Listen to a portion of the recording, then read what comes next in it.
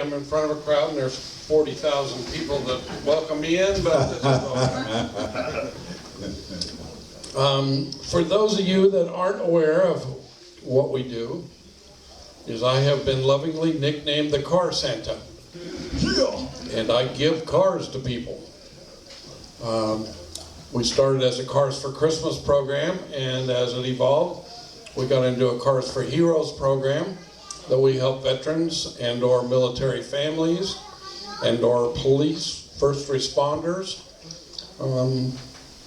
Got kind of a wide open area there. When you're a hero, you can be covered in a lot of bases. But we give 300 cars a year away, minimum, mostly out of the Kansas City area, but fortunately Roger over here invited me to Kansas City, and we're working together to try to get a system out here. And he's built some friends like Dave over here and Kelly and people that are joining us. And this is the way it all starts.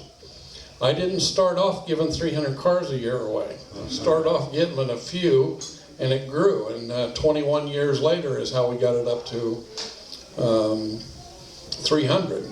And now, besides here, I got a car in Connecticut. I got one in Boston, I got one in Rochester, New York, and so I'll fly out to all those places and we'll try to get a little bit something started, but our goal is to see if we can end up building just as big an organization in Indianapolis as we have in Kansas City. And Kansas City, when I say Kansas City, it's Kansas City, Omaha, Wichita, St. Louis. So, same thing if we come out here and we hit Columbus at Christmas. Roger and Dave drove a car up to Columbus, and we gave one away at the hockey game up there. But this is what my hope is. It always starts small, and it starts with a few people that care about trying to help somebody else's life. And as small as it looks with us starting today, it can grow very fast to where it's typically that we have dozens and dozens of people that help us and do it on a pretty wide scale. We've been involved in CBS News nationally, NBC nationally, the BYU channel in Utah, ESPN with NASCAR, Larry the Cable Guy on the History Channel. Yeah, everybody laughs when I say Larry the Cable Guy. He is a funny guy too. Yes, he's real. What you see is what you get with Larry. This year we gave one away at the Chiefs game down on the field, middle of their game.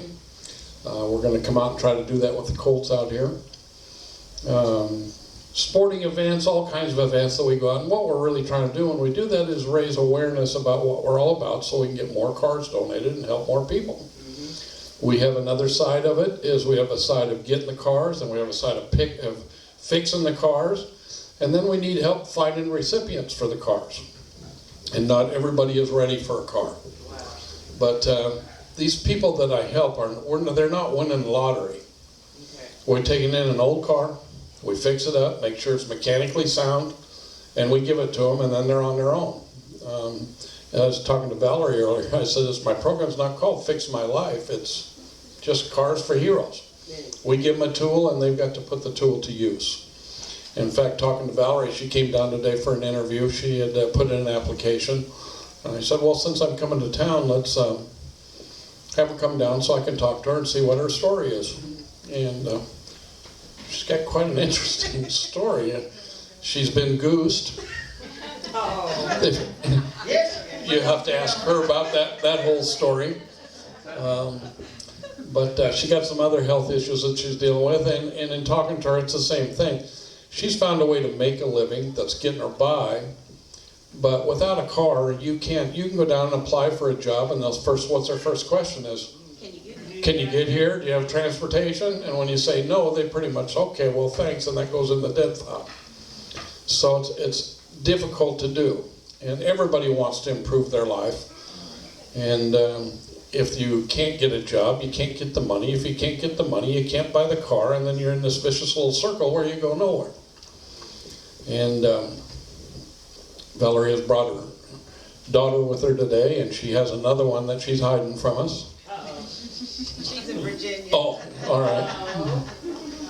But anyway, in fact, I don't want to embarrass you, Valerie. Why don't you come up here for a second? And I just want to tell people, try to explain to them why we help certain people. Valerie's one that doesn't have a vehicle and is in need of a vehicle because she walks around and there's geese everywhere.